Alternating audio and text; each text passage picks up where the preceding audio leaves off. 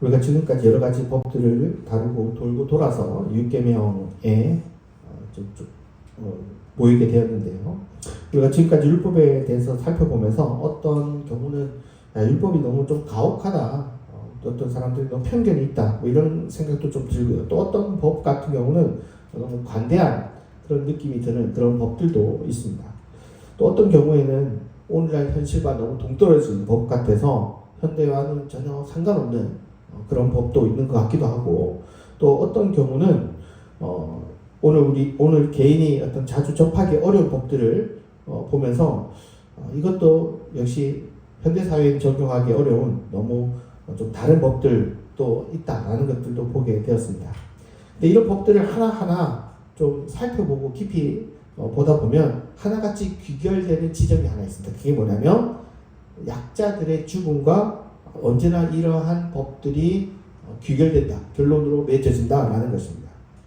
그렇게 돌고 돌아서 이 법들을 살펴보고 난 다음에 이 6계명과 이 살인 금지 계명이죠. 이 계명과 이어진다라는 것들을 아마 어렴풋이 생각할 수 있었을 것 같습니다. 그리고 살인하면 어떤 이제 살인하지 말라, 그러니까 살인 어떤 범죄 이런 것들만 생각할 수 있지만 사실 이 법 안에는 살인을 방조한다든지 살인을 교사한다든지, 그리고 이것보다 좀 더 이렇게 넓게 생각해서요, 오히려 약자들의 생명을 위협하는 모든 것들과 이 살인 계명은 연결되어 있다는 겁니다. 그러니까 단순히 사람을 죽이는 것 여기에 있지 않고 한 사람의 생존을 위태롭게 하는 모든 것들과 이 살인 금지 계명은 연결되어 있다는 겁니다.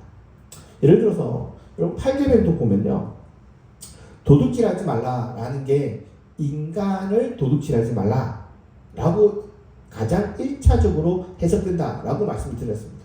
그거는 인간을 유괴하는 거고 한 사람의 인생과 한 사람의 생명을 유린하는 그런 행동이기 때문에 이러한 계명들도 사실은 살인 계명과 연결되는, 살인 금지 계명과, 또 9계명의 거짓 증언이라고 할 때도 이것이 그냥 단순히 거짓말이나 우리가 법정에서 거짓말 하나 안 하나 이런 문제가 아니라 그것을 통해서 한 집안이 또 한 개인이 생명을 잃을 수 있는 그러한 상황과 연결된다라는 것도 역시 이 6계명과 연결이 되는 거고, 그리고 11조 같은 이야기들도 결국은 한 사람의 생명, 약자들의 생존을 보장할 수 있는 그런 것과 연결된다라는 점에서 많은 어떤 계명들이 이 6계명과 연결점이 있다라는 것입니다.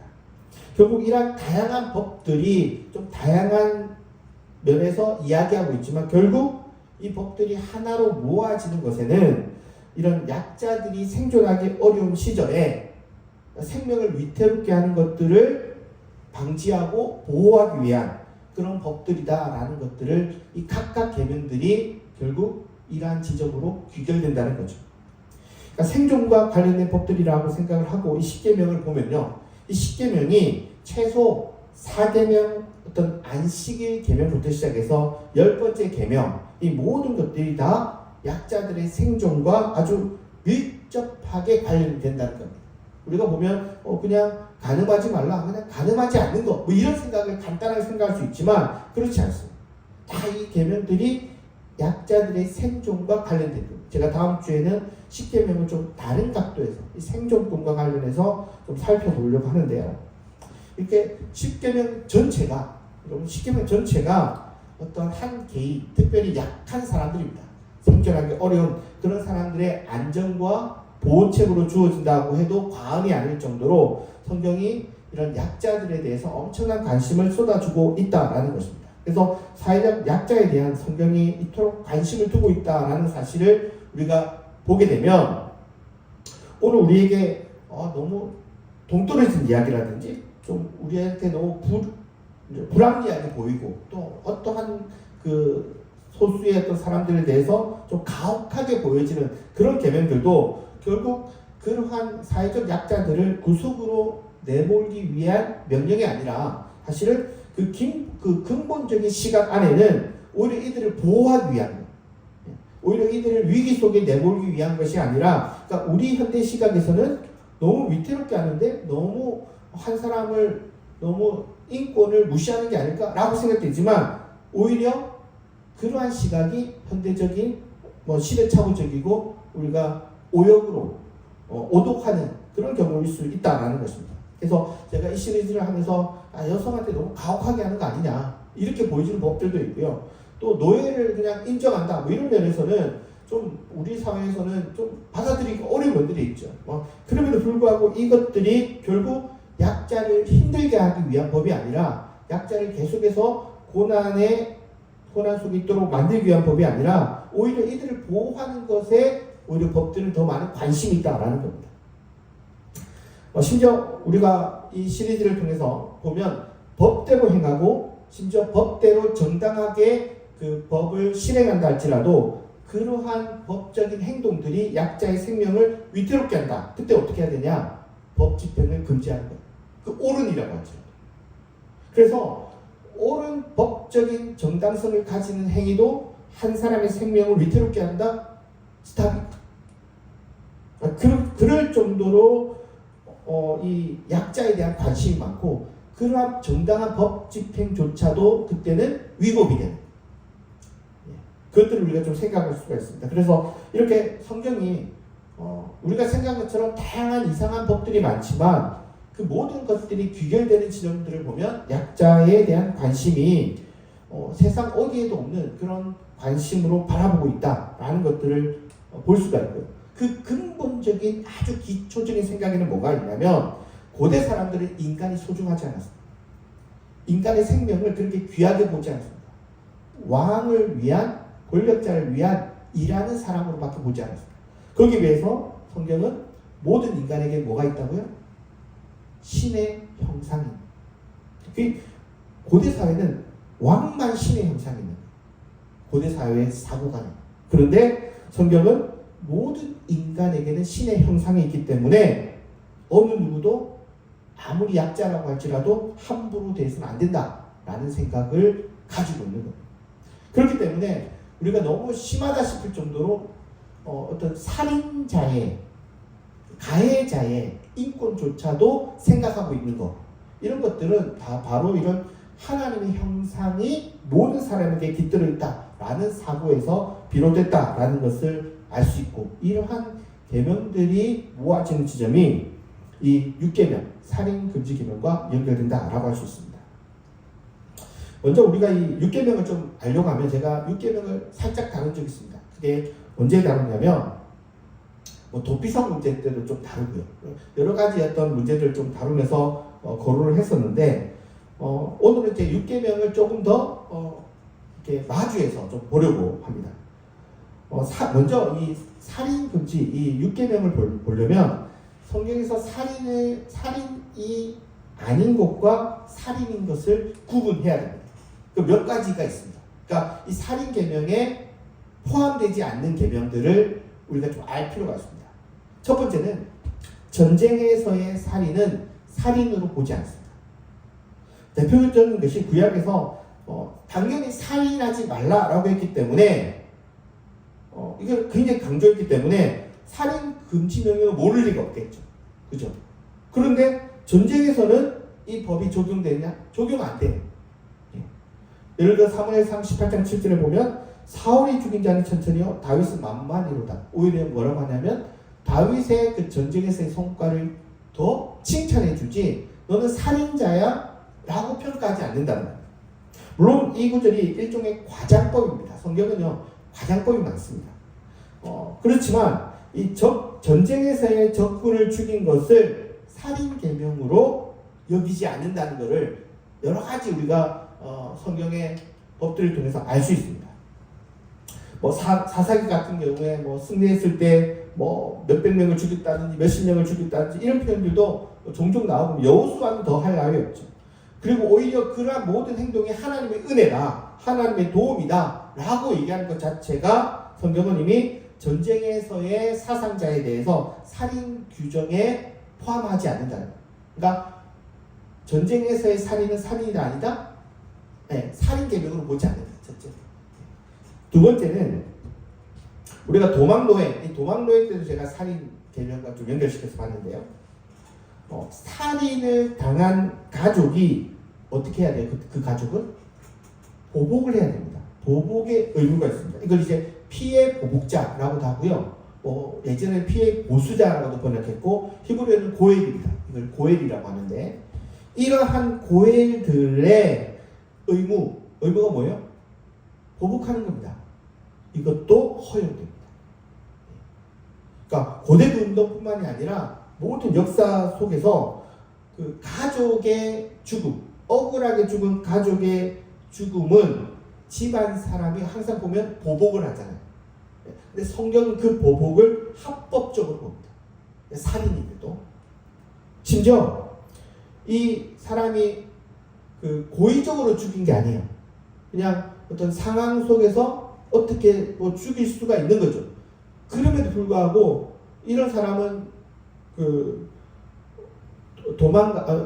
도피성에 가서 이제 그 사람의 진위 여부를 좀 따져야 되는데 그 전에 이 집안의 보복자 고엘을 죽여도 됩니다. 그러니까 그 사람이 진짜 잘못의 어떤 정당성을 떠나서 그러니까 이런 사람을 죽이는 거를 오히려 합법적으로 인정해 줍니다. 그래서 가정의 어떤 억울하게 죽은 사람, 어떤 고통 속에 죽은 사람에 대해서 보복하는 것을 합법적으로 인정합니다. 그래서 이거는 살인계명에 적용이 안 됩니다. 그러니까 오늘 우리 사회에서는 도저히 생각할 수 없는 일이죠. 예. 아무리 살인자라고 해도 사적인 보복은 허용되나요? 허용 안 되나요? 우리 사회는 허용 안 되죠. 그러니까 아무리 억울하게 죽어도. 현대 사회는 오히려 그런 면에서 성경보다 좀 더 좀 더 법적으로는 우리가 더 성숙해진 것 같아요. 하지만 고대 사회에서는 이런 사법적인 재판이 잘 이루어지던 것도 아니고요, 그렇죠? 또 이러한 또 경찰이 있던 것도 아니라고 했잖아요, 그렇죠? 그러다 보니까 이 살인자가 이렇게 가만히 앉아서 잡히는 경우가 많지 않습니다. 그리고 사법적인 재판을 통해서 정당한 처벌이 내려지는 경우도 실제로 많지 않습니다.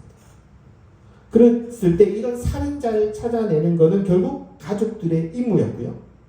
그렇게 찾아낸 살인자에 대해서는 이유를 불문하고 보복하는 것을 인정해 줬습니다. 그래서 의외로 여러분 이 사적인 살인이죠. 어찌 보면 가족의 보복을 성경은 합법적으로 살인을 인정해 주고 그래서 살인 계명에 안 넣습니다. 굉장히 우리 사회와 좀 다른 어떤 사고관을 보여주는 건데요. 그러니까 첫 번째 두 가지 보면 전쟁에서의 살인은 살인이 아니고요. 가족의 복수도 살인으로 여기지 않습니다. 해야 되는 거예요. 오히려 이거는요 의무입니다. 해야만 합니다. 오히려 살인을 뭐라고 할까요? 긍정적으로 받아주는 특별한 그런 거죠. 그다음에 세 번째는 살인으로 보지 않는 것 중에 하나가 이제 도축과 어떤 육식에도 적용되지 않습니다. 여러분 이제 유대인들이 돼지를 안 먹는다라는 걸 너무 잘 알고 있기 때문에 유대인들은 뭐 육식을 금하나 그러니까 동물에 대한 어떤 도축을 금하나 그렇지 않습니다. 유대인들이 돼지를 안 먹을 뿐이지 고기를 금지한 게 아닙니다.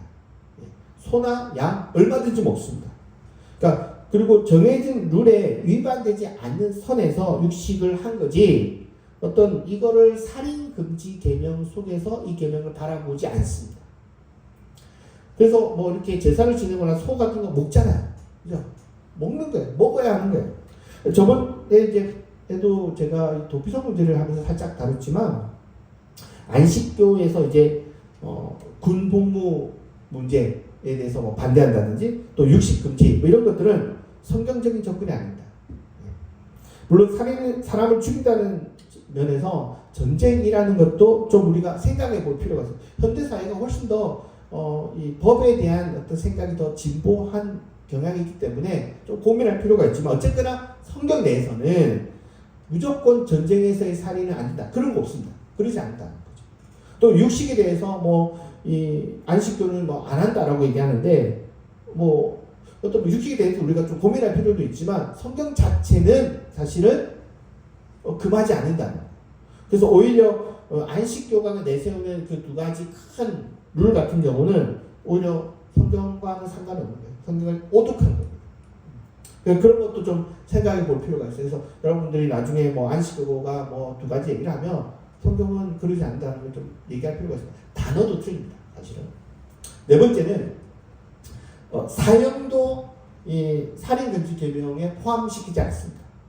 물론 현대사회가 들어오면서 이제 사형제도에 대해서 찬반 논쟁이 있기도 했죠. 우리나라만 해도 사형제도가 97년에 집행되고 나서 근 30년 동안 집행되지 않음으로써 사실상 사형제가 폐지된 국가라고 보여집니다. 그러나 성경에서는요, 이 사형제도도 이거 인정합니다. 우리가 보면 오히려 그 사형제도를 너무 남용하는 거 아니냐, 뭐 이런 생각이 들 정도로 사형을 선고하는 예가 많습니다. 여러분, 근데 성경을 자세히 보시면요, 이게 그 법은 그렇지만 적용은 좀 달라요. 적용은 좀 다릅니다. 그 다음에 또 기회가 되면 제가 보겠습니다. 그러니까 법은 그렇지만 정말 그걸 다 사형시키냐? 생각보다 그렇지 않습니다. 어쨌거나 이런 6계명 안에 사형제도는 포함이 된다, 안 된다? 포함이 안 됩니다. 그래서 그럼에도 불구하고 우리 사회가 좀 더 성숙한 법에 대한 인식을 갖고 있기 때문에 오늘 우리들의 어떤 법이 성경에 가지고 있는 어떤 예전의 그 법보다는 훨씬 더 성숙한 법이다라고 생각할 필요는 있는데요.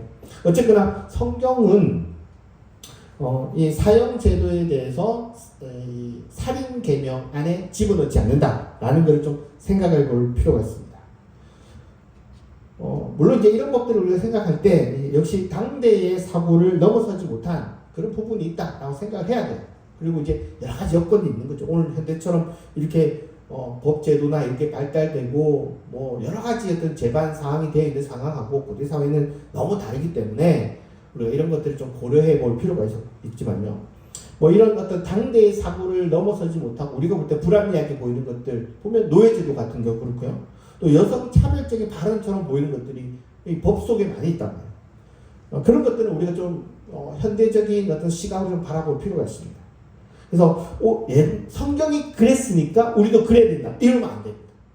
그런 것은 절대 안 돼요. 그러니까 성경이 갖고 있는 기본 정신 속에서 바라봐야지, 야 성경이 그랬잖아, 그럼 우리도 그래야 돼, 이렇게 보면 안 돼요.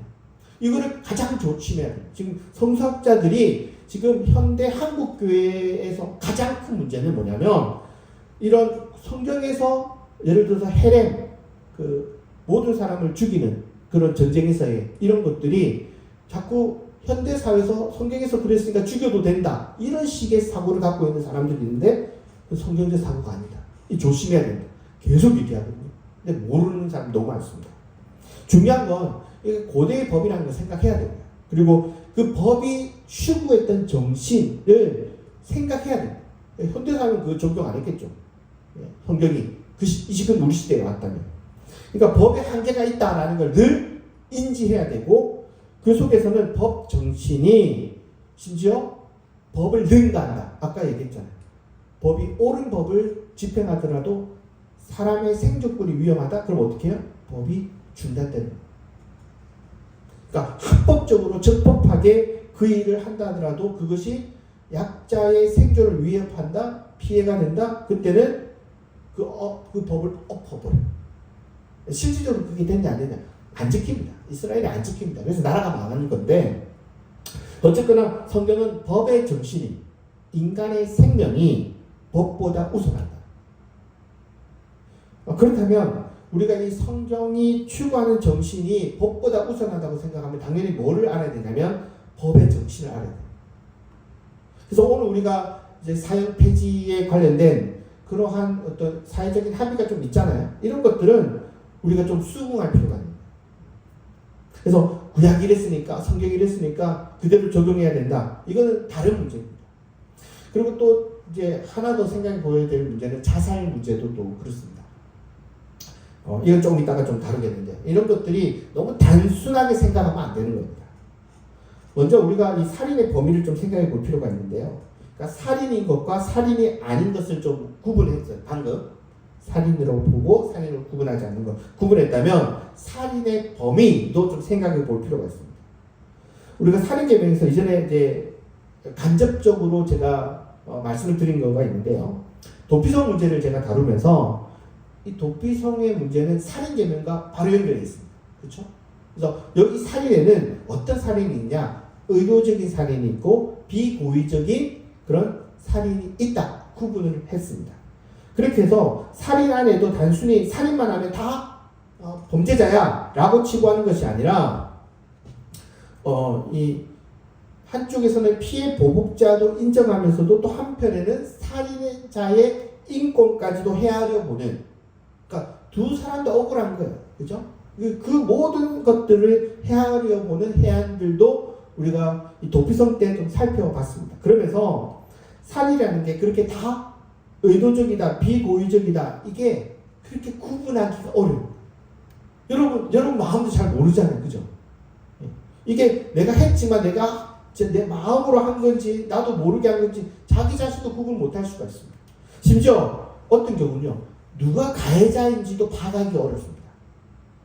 우리 당연히 내 입장에서는 나는 피해자예요.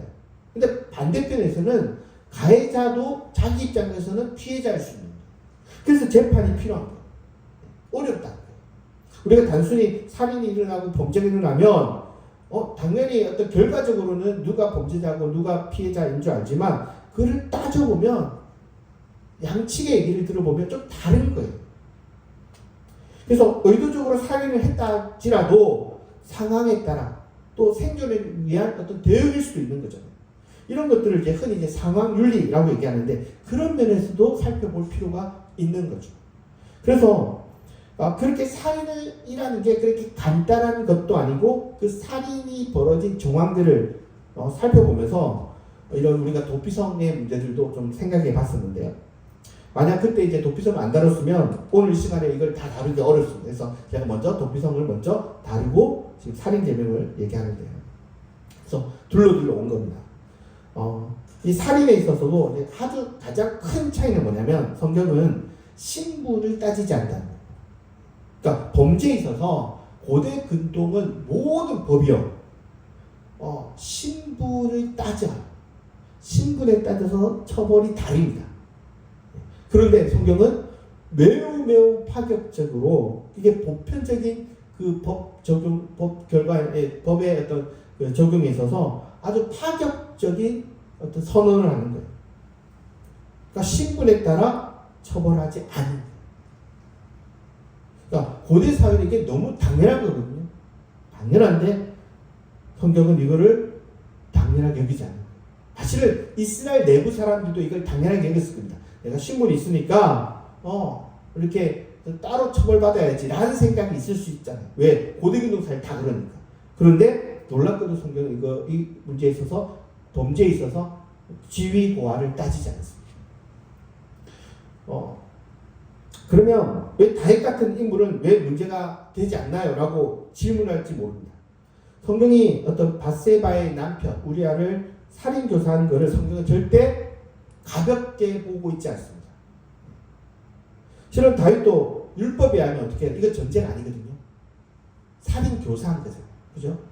그래서 당연히 이 성경의 정신은 뭘 보고 있냐면요. 여러분들은 절대 그렇게 안 볼지 모르겠지만 다윗은 사형에 처할 범죄를 저지른 겁니다.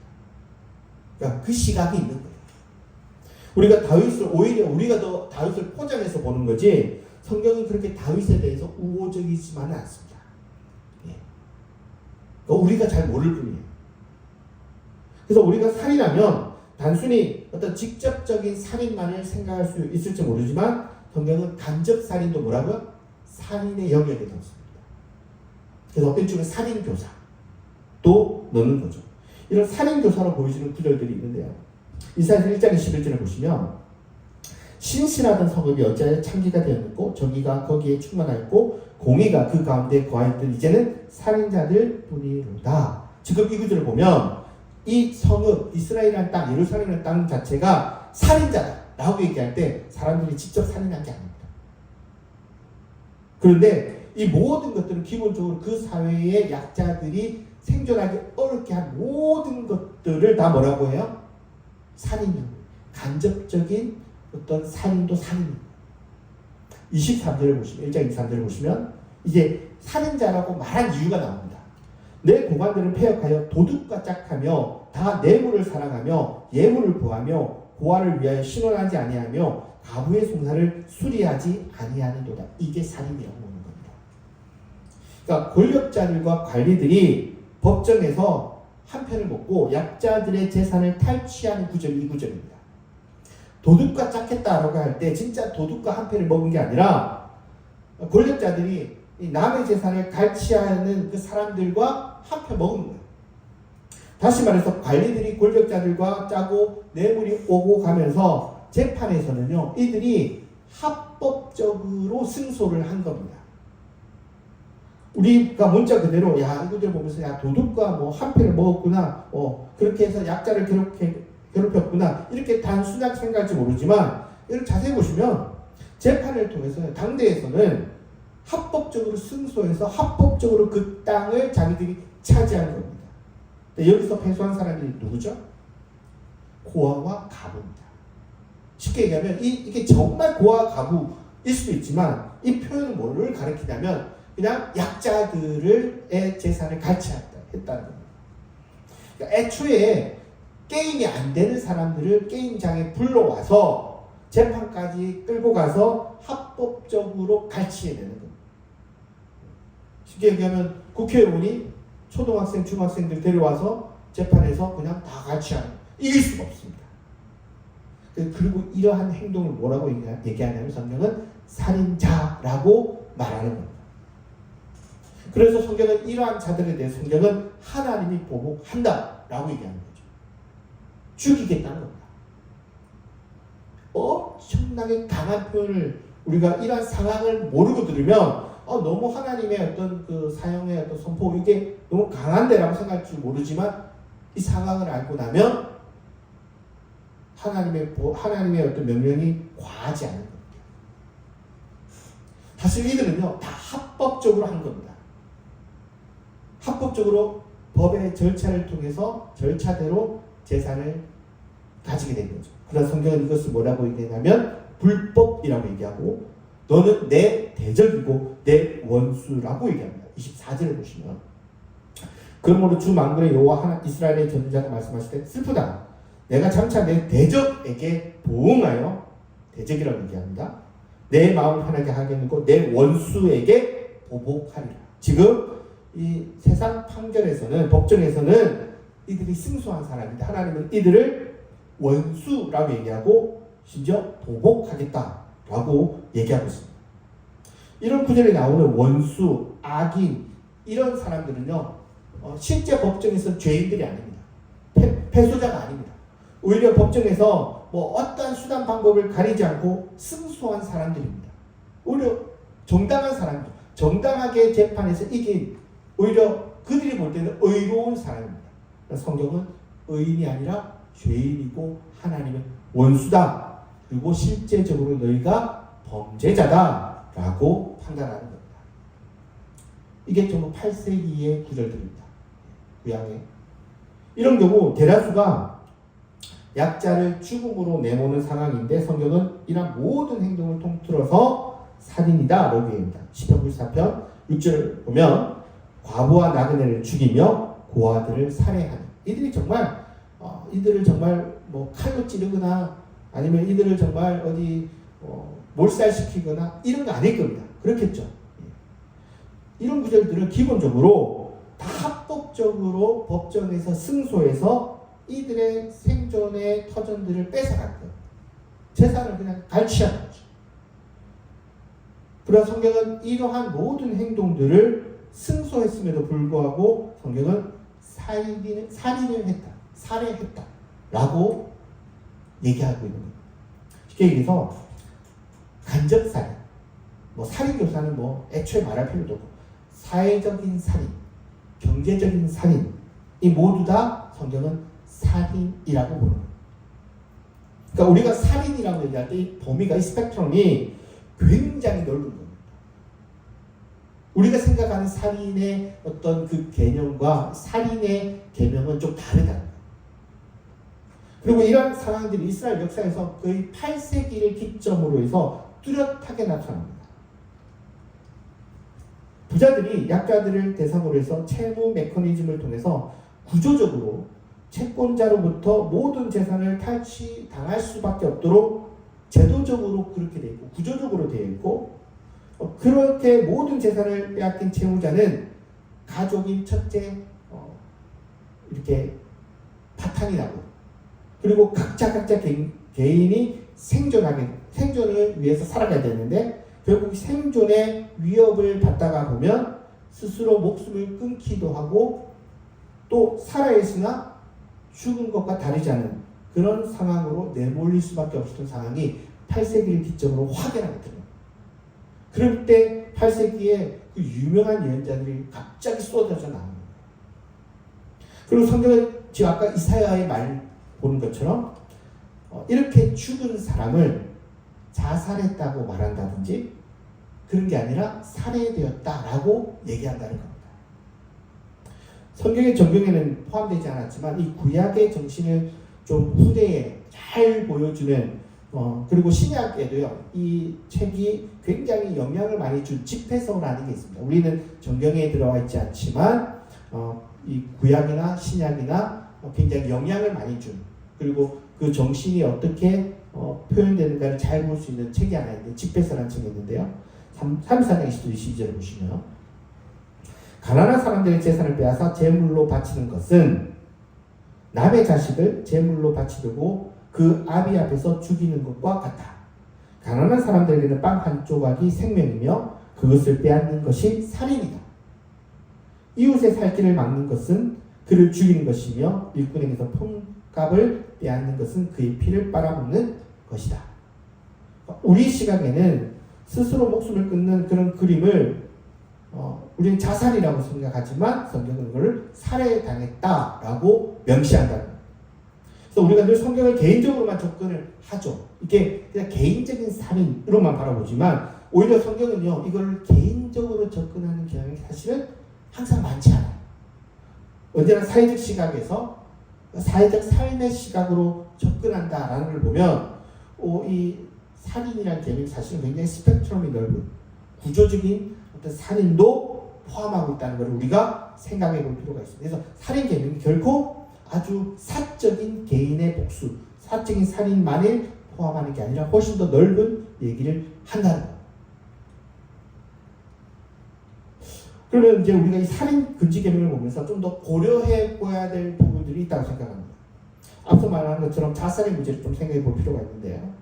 제가 자살 문제를 제가 예전에도 좀 다뤘던 부분이 있는데 우리가 이제 교리적으로는 자살해서는 안 된다라고 접근했고 좀 그게 뭐 당연한 것처럼 생각할 수 있는데 사실은 구약이나 신약이나 여러분 성경을 자세히 보시면 자살이 무조건 부정적이지만은 않다라는 것을 발견할 수 있을 겁니다. 성경에는 성경에도 그렇고 고대 사회도요 똑같은데 이거는 고대 사회도 어떤 두 가지 입장이 늘 공존했습니다. 첫째는 무조건 자살은 잘못된다. 무조건 잘못된다. 이건 이제 기본적으로 고대 사회나 성경이나 다 갖고 있는 겁니다. 자살해서 안 됩니다. 그런 첫 번째 입장, 이 성경도 있고 고대 사회도 같이 있고 또 하나는 뭐냐면 고귀한 죽음이라고 해서 그런 죽음은 긍정적으로 보는 그런 모습이 있습니다. 여기 이제 흔히 소크라테스의 죽음이라든지 그리고 성경에서 보면 사울이 자살하는 그런 것들은 사실은 고귀한 죽음에 속하는 겁니다.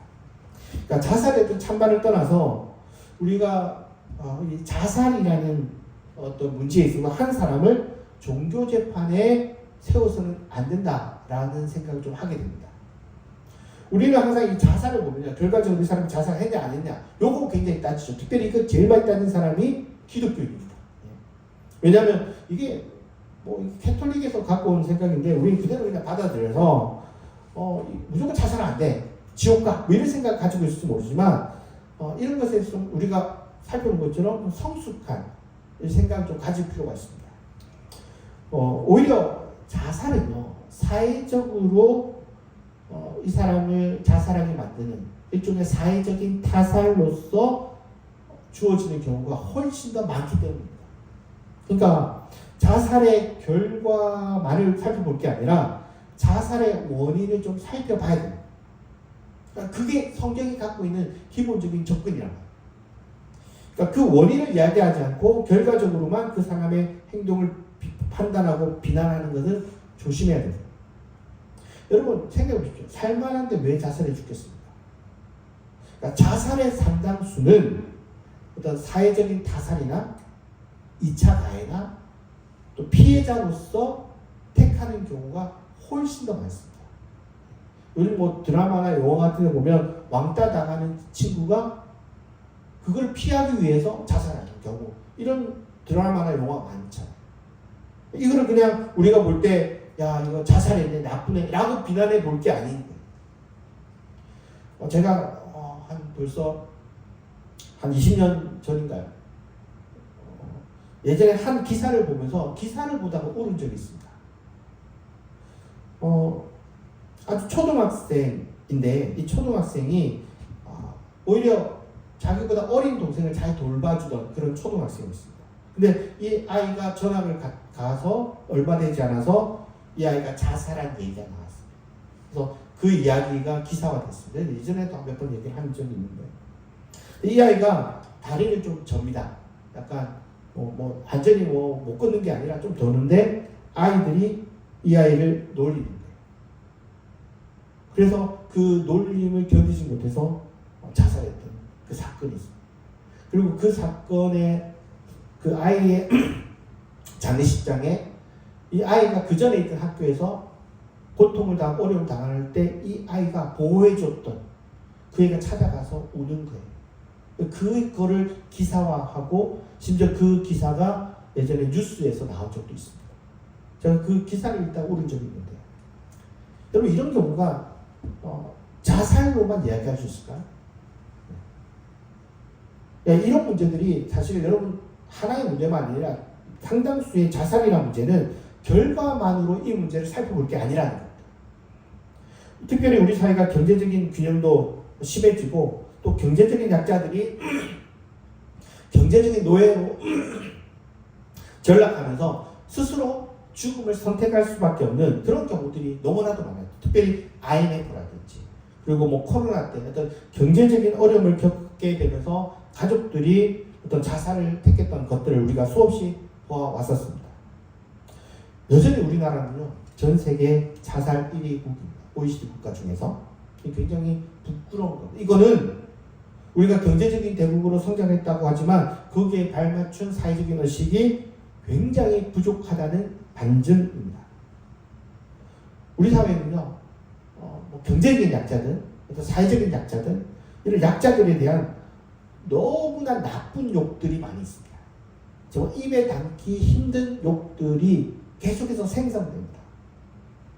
자기들보다 조금 못 살거나 조금 낮거나 부족하다 생각하면 비아냥거리는 욕들을 우리 사회가 허용하는 걸 보면 저는 우리 사회에 아주 분노가 이렇게 생길 때가 많습니다.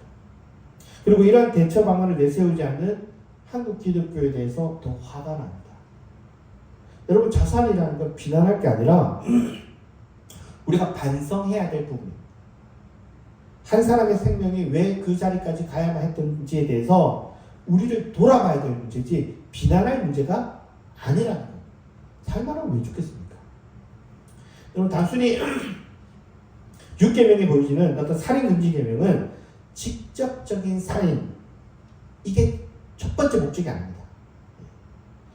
여기에는 죽어가는 사람이 이 성경의 주 관심입니다. 살인자, 범죄자가 관심이 아니라 피해자가 관심이라. 그걸 있어서는 안 돼요. 그러면 이 피해자가 죽음에 내몰게 되는 것은 직접적인 살인도 있겠지만 간접적인 살인도 있을 거고 2차 가해도 있을 수도 있고 뭐 살인교사도 있을 수 있고 사회적인 어떤 경제적인 어려움으로 해서 죽을 수밖에 없었던 여러 가지 이유들이 있는 거죠. 여러분 살인계명은요 항상 기억해야 됩니다. 그러니까 성경은 그 범죄자의 관심이 있는 게 아니라 피해자의 관심입니다. 그렇다면 우리가 이 모든 문제를 좀 다르게 생각해 볼 필요가 있는 겁니다. 난 사람을 안 죽였으니까 이 계명에서는 뭐 나하고 상관없는 계명이지 하고 가볍게 넘어갈 문제가 아니게 되는 거예요. 왜? 한 사람의 생존이 위태롭게 할 때는 나도 거기에 뭔가 영향을 끼칠 수 있기 때문에 간접적으로. 여러분 SNS에 보면 남을 향해서 가볍게 던지는 말 한마디 때문에 누군가는 오늘 내가 살 희망을 꺾고 죽음을 택하는 경우도 있습니다. 그러면 죽은 사람의 문제가 아니라 뭐가 문제라고요? 피해자의 문제에 그 영향을 끼친 사람 다 포함돼요. 특히 여러분 유명해지기 전에는 그 사람의 잘못이 드러나지 않는 경우가 많죠. 그죠? 근데 어떤 사람이 유명해지면 이전의 실수들이 다 드러납니다. 그래서 유명인들은요 강심장이 아니면 버티기 힘든데 여러분 한 사람의 인생을 살펴봐서 흥이 없는 사람 누가 있겠습니까? 오히려 버티는 것이 용한 겁니다. 무명일 때는 어떤 당사자들만의 어떤 문제로 끝나겠지만 유명인이 되면 온 국민의 어떤 비판의 대상이 될 수 있는 경우들이 훨씬 더 많이 있죠. 심지어 어떤 경우는 아예 없는 사건을 심심해서 조작했다는 애들이 있습니다. 최근에 어떤 유튜브에 대해서 내가 싫은 거예요. 이유는 없습니다. 그냥 싫은 거예요. 그래서 없는 얘기를 만들어서 사회적 이슈가 돼서 그 사람의 어떤 입지가 굉장히 어려워졌던 적이 있습니다. 알고 보니까 장난이었다. 장난. 여러분, 장난으로 한 사람의 생명을 죽이기도 하는 거예요. 너무 기가 막히지 않습니까? 내가 싫어하는 사람이라고 해서 거짓말로 몇 자 썼는데 그게 문제가 커지니까 뭐라고 하는지 아닙니까? 미안하다고.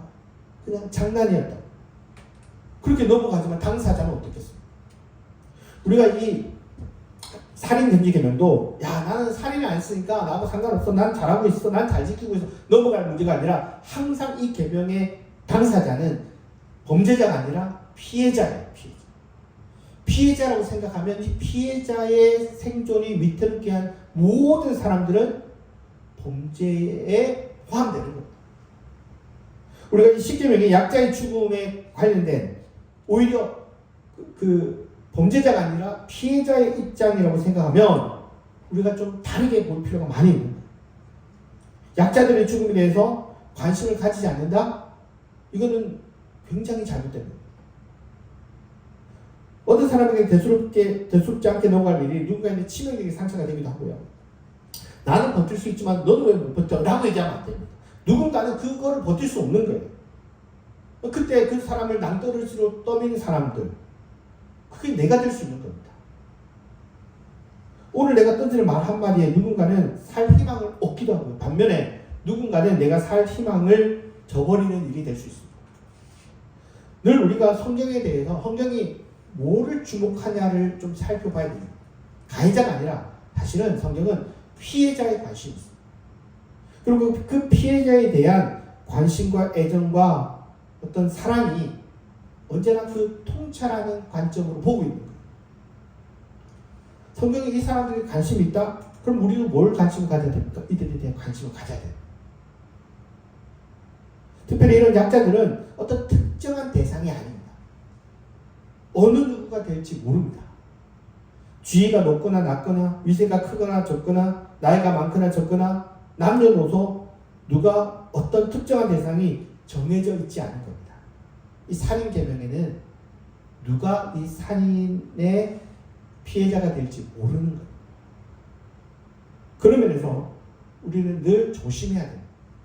우리의 조그만 실수가 한 사람에게 가해를 끼칠 수 있다는 생각을 좀 해야 되는 거예요.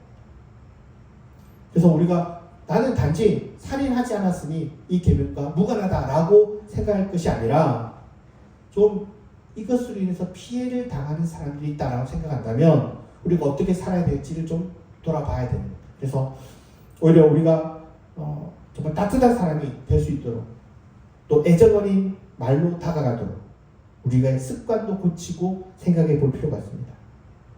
우리가 이 계명을 보면서 오히려 나는 이 계명과 무관하다라고 넘어갈 문제가 아니라 오히려 따뜻한 말 한마디, 애정 어린 손길을 건넬 수 있는 그런 우리가 되기를 바라겠습니다. 기도하시겠습니다.